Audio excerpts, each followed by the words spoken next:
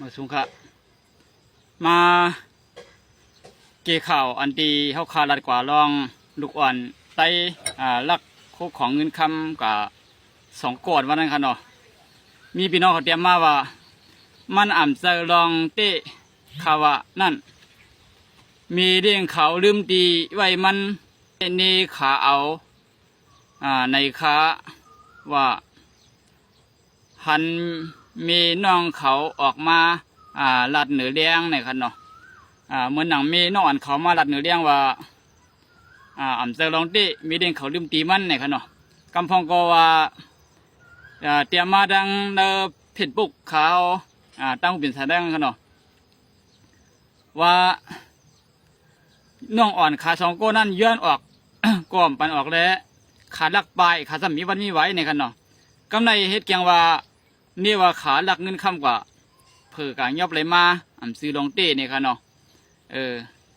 ยินดียินชมค่ะเนาะดีว่าข่าวเงาขึ้นมาเกี่ขึ้นว่าเจอน้องเขาลักเงินลักคำย้อนปืนายบีเด้งเขาไข่ปันออกเสียลักปลายกันนั่นกล้วยเนี่ยค่ะเนาะกวนเอาค่ะนายเพราะว่าตัวอยู่ได้เจิมอยู่วันก็วันตื่นไข่ปลายค่ะเนาะมังบอกมังไรโยเฮ็ดลูกเลี้ยงลูกรอเปิดในมันบ่มเหมือนหนังใส่ก็มันดึงไปได้ค่ะเนาะ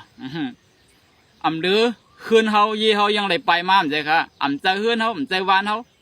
ว่าเฮาเดี่ยมไปค่ะบ่เหม็นดงเหม็นได้เฮาก็อยู่ค่ะเนาะเป็นจังได๋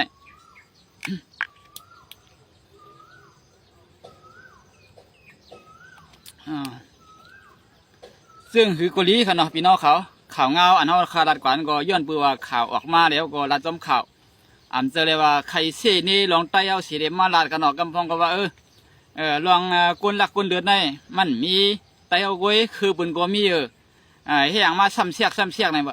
พวกชูเจ้ามาถ่อมดิ๊กในก็มันก็เป็นคลิปอันเก่านั้นดิ๊กกล้วยขนมเลยซ้ำเสียกค่ะพี่น้องเขา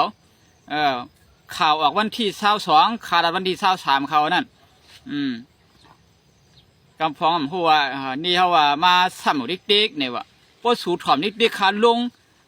ในปี2025นี่ก็พอปี2026นั่นพอสูจะมาขึ้นตัวขึ้นก็ตึกลาดเปียบๆบ่ค่ะตึกขึ้นซ้ำขึ้นอยู่คันเนาะมันเป็นซื่อได้เฮาขยับไปว่าขึ้นซ้ำขึ้นเด็กๆคันเนาะเหมือนนั่นก็เป็นวันที่20หาวค่ะเนาะ3 เดือน2020หาวค่ะเลยยินข่าวมาซื่อนี่ก็เป็นอันยินดีค่ะเนาะตีว่าซื้อลองตีค่ะลองลักลองเดินได้เป็นตีอันสื่อเสียงดูเด็ดๆเนี่ยค่ะเนาะเพราะว่าเช่นไหนแหละซื้อลองตีเนี่ยก็นายมีเด้งเขาก็เด็ดถูกยาเปิ้นนี้แทงลอง1 ดัง 1เปิ้นก็เตมีลองปักเปิงกฎหมายวันมึงเปิ้นสิได้เอาขึ้นนั่นกันเนาะเพราะว่าน้องคำย่อมค่ะเนาะเพราะน้องเขาย่อมก็เกลียวในกล่อมพวกนั้นแต่อยู่ในหมาบไม้ใจสวนกันเปิ้นว่า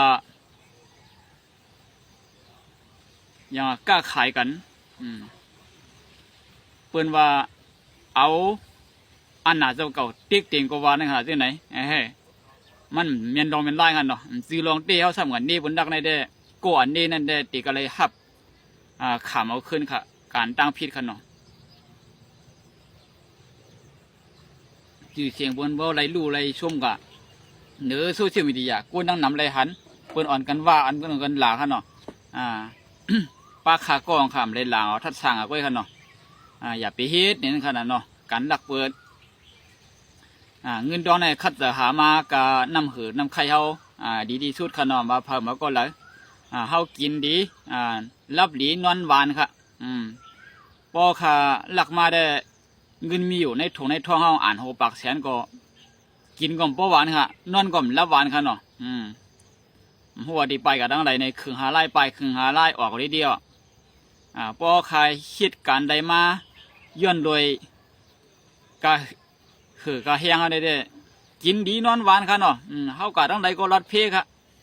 เฮาเหตุการณ์ก็เกี่ยวก็ซื้อเฮานอนก็ซื้อเฮาซื้อเนื้อซื้อปลามากินก็หวานค่ะมันเป็นซื่อไหนยันบนนี้เด้ใครผักถึงพี่น้องเขาซื้ออันมาถ่อม มายินข่าวเสียเดว่าเนคาซ้ำเสียกนั้นมันได้ซ้ำเสียกค่ะเนาะพี่น้องเขามาถ่อมยากำเดินไหนได้ยินกว่าเที่ยงนั้นขนาดเนาะลาเต็มมือวันที่23ปุ่นเขานั้นย้อนไปไหนพี่น้องเขาว่าเสื่อนเฮาคาใกล้ลีปันด้าหันถึงกว่านั้นมันเป็นด้าหันถึงกุ้ยกันเนาะเฮาคาเด็กใครเอาเสาใจก็อยู่ที่เฮาเอาเสาใจก็อยู่ที่เฮาไว้กันเนาะตั้งหันถึงกูลองกูไล่กูไปบาเปือนดัดบาเฮาดัดเสื่อนพี่น้องเขาได้ถอมนั่นเจ้าเก่าเกียกอะไรก็เลือกเอานั่นครับเกียกถอมไพ่ก็ถอมมันก็ดีกันเนาะเกียกโคราตั้งสาเฮาขันยินขันหันเฮาเนี่ยก็รวบข้อเปียดไรค่ะเนาะพอเตรียมหลาคามาหนาแล้วก็ข้าก็รวบข้อเปียดนึงเลยค่ะข้าเอาลงไล่ว่ากันในติ๊กดอกนั่นเขารวบเปียดกันเลยค่ะเนาะในติ๊กดอกนั่นปันดงค่ะสอนกันไล่ว่ากันในติ๊กดอกปันดงค่ะเนาะเดี๋ยวข้าขึ้นรวบเปียดแล้วกำพองไล่ว่ากันหิวนี่เขาถามไอ้ก้อยเสียหูเขาเนาะซึ่งเป็นหมอดิกไทยนั่นหูผายครับไล่บอกกันปืนบอกเขาก็เขาเดินบอกปืนปืนลูกเขาก็ลูกปืนเบียร์กันเนาะเพราะว่าตั้งหลายเท่ากันกับตั้งเดียวกันบางอันบางเราในมันสุกสักน่ะเขาลันลีเสียวให้เขาตึกลาดลีมาลาดกล้ามใจชินได้ซื้อที่ไหนเขาก็ใครหันใครยินสีอิดค่ะ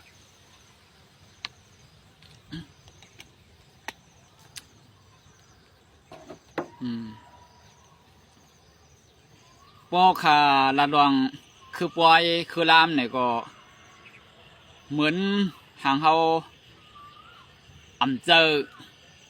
เจ้าปุกท่าภาษาเหมือนหางเขาเป็นคดียันกันเนาะปอขาว่าเขาในเป็นผู้ใดคดียันเนี่ยมันปึงกันซึ่งคือในคดีมาทับยังในพี่น้องเขาอินคดียันก็เป็นกวนเหมือนเขาไว้เขาก็กำลองอันนำดีเหมือนเขาไว้มันปึงกันว่าลองยุ่มย้ำปุกท่าภาษามิวนั่นมิวไหนมันปึงกันขุนหางพระไว้ค่ะเนาะพระเยซูเป็นมิวหนึ่งพระอันว่าปุถท่าภาษาเนี่ยเป็นมิวหนึ่งมันปึงกันซื้อในไว้ค่ะเนาะป้อลองกินเหล้าสูบยาป้อลองลักลองเลือดเปื้อนป้อลองเซ่ลองเน่ป้อลองลาดมันซึมใจยังไงเจ้าคิดก็เขาเกี่ยวเหมือนกันค่ะเขาก็ขึ้นกันขึ้นย่องเขาก็มีข้อสั่งคำสอนเหมือนเขาไว้หนังเก่าค่ะเนาะยันเป็นไงเด้พี่น้องเขาอันเปิ้นเป็นคิดนั่นเปิ้นยังหูปืนหรือเขาแทงก็ยังมีค่ะเขาในเฮียเป็นเจ้าพูดเนี่ยมันก็ย่ำหูปืนพูดท่าภาษาเด็กๆก่อนคำเลยว่ากูก็กำพองค่ะพี่น้องเขาเป็นซื้อไหน ลองเขาคาใกล้มาปันตาหันถึงนั่นอยู่จังปุกก้นอันตืออันตันดื่นขึ้นมาเนี่ยค่ะกะอยู่จังกับปุกยาก้นอันหูนาตามูเสด็จไรถ่อมข่าวถ่อมเงาไรถ่อมไรยินโคสั่งกำสอนโคอันลาดเปิงเป็นเดมิเดโยไรยินซึ่งนั่นเสด็จโยจังมาทบยาอันเขาขาดกว่าพอมาทบยาตีเขาขาดก่อนเลยเอาใส่หูใส่ใจในก็โยจังเป็นพ่อนดีตอนด่าก้อนในถ่อมโยจังเป็นพ่อนดีตอนด่าก้อนในลาดในข้ากะพ่อนดีตอนด่าก้อนในลาดนั่นมันหนังว่าเขาขากับพวกกุนก็เลยก็หนึ่งตื่นมาป่องเจอมาเนี่ยเขาก็โหมจ้วมเขาก็โหมจ้วมนั่นขนาดเขากับสวนเอากุนก็หนึ่งมีปลายวนเหมือนเขากับสวนเอากุนก็หนึ่งลองไล่ใจลองใครสร้างเหมือนเขาเนี่ยเขาก็จ้วมจ้อมเขาก็ยิ้มจ้วมจ้อมเขานั่นขนาดดีว่าไล่สองผายเนี่ยโปรจังกันเขาดูชุมทั้งสองผายเหมือนกันเมื่อหนังเขาจังเขาก็เขาชุ่มเขาจังเขาชุ่มดีไรโบดอนแต่ว่าเขาเลยเขานั่นสมมีอยู่หิมกันก็เข้ามากันเป็นกวนเอาเขามีอย่างก่อมปันเขาเขามีอย่างก่อมปันเขาโคก้ามันเขาดีเคยรัดตัวเขาบางนั่นเขามีบทเดี่ยมโซ่พอก็มารัดตัวเขามีบทเดี่ยมอกเดี่ยมใจก็ห้อมรัดนี้เขา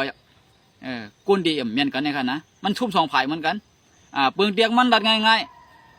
มันกะจ้อมดังมันกะหญ้าเพี้ยสีแดงขนหลังมาเขาซ้ำตึกเด็กกว่าเขาซ้ำกับผายหญ้ามันตั้งน้ำมีเพี้ยเนี่ยก็มันดึงบอกเขากุนจ้างเขาในขณะมันก็เคยกับทุกแบบหญ้าสั่งซื้อว่ามันหูมาเลยมันบอกเขาเนี่ยก็ มันเคยเอากับย่าเหมือนมันอ่ะ